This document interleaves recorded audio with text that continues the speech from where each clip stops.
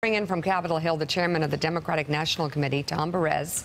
Tom, I'm curious how you're going to play this. How would you characterize what happened last night? Well, I've learned at least 3 or 4 lessons, Mika, from this. Number one, unity continues to be our greatest strength. We saw that in the Virginia primary. We had a spirited primary. We had a great debate, and everyone came together. I spent a lot of time in Virginia. People weren't talking about someone's books. They were talking about health care. They were talking about the things that mattered. So that was lesson number one. Lesson number two, organizing matters. This was the most extensive, coordinated ground game in Virginia history, more extensive than any presidential, knocked on twice as many doors as the McAuliffe campaign. And Terry McAuliffe did a spectacular job 4 years ago, and they did that much more. 33 partners helping Ralph Northam.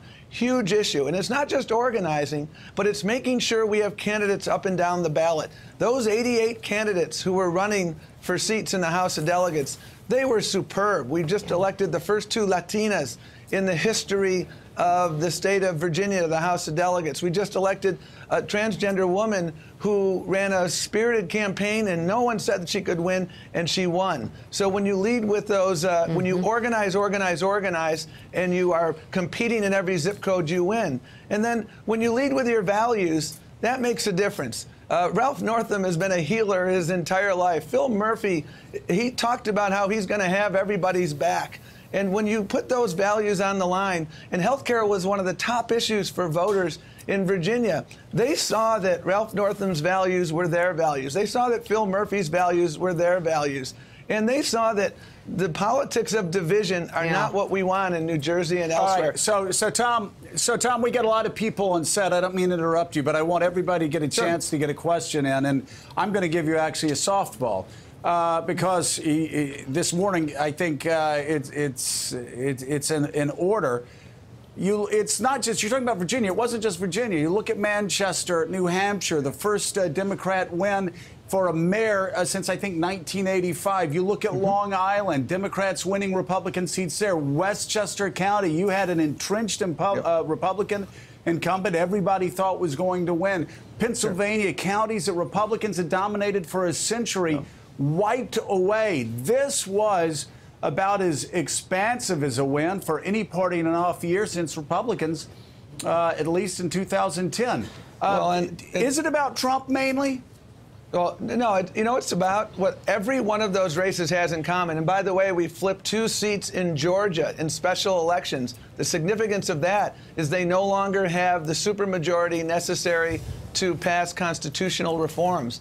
Earlier this year, as you know, we flipped 3 seats in beet red Oklahoma, Trump country. And the formula for every one of these races was organize, get good candidates, and lead with your values. Talk about the issues that matter most to people. Facts matter right now. And what we learned from all these races yesterday is, this tale that the Affordable Care Act's a disaster, that's not the reality on the ground for people. Chairman Perez, this is Eddie Glaude. Quick question. You mentioned in terms of the lessons learned last night, it's the importance of unity at the top of the list, and unity as a practical matter when we're confronting the disaster that is the Trump administration.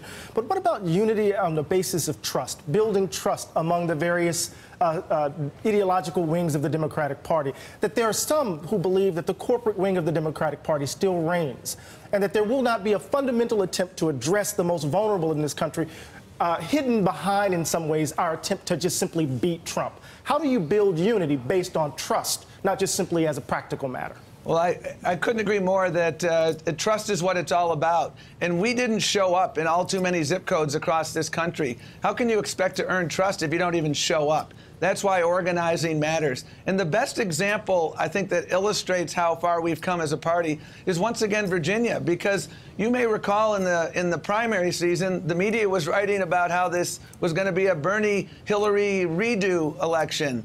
And what it was 2 high road candidates who ran a spirited campaign talking about the issues. They agree on just about everything, and everyone came together. And I had a number of experiences over the last few days. I was in Virginia, where people came up to me and said, Tom, I supported Bernie Sanders in the primary. I worked for him hard. I see what you're trying to do to unite our party. I support that. We need to keep coming together. Keep it up. That's what I saw on the ground. People out in the streets who understood that our unity is our greatest strength. When we come together, Ralph Northam and Tom Perriello, who ran in the Democratic primary, again, they agree on just about everything. Unity doesn't mean unanimity. Unity means that we understand that what unites us far exceeds what divides us. Chairman, it's Willie Geist. It's good to see you this morning. You know, I know you said it can't be all anti-Trump and we have to run good candidates with a strong message. I think that's probably true. But the fact of the matter is, if you look at last night, the races, a lot of the people you beat last night were aligned with Trump, whether you did that or whether they did it themselves. In the case of Ed Gillespie, sharing some of Trump's positions on Confederate statues and NFL kneeling, to name a couple.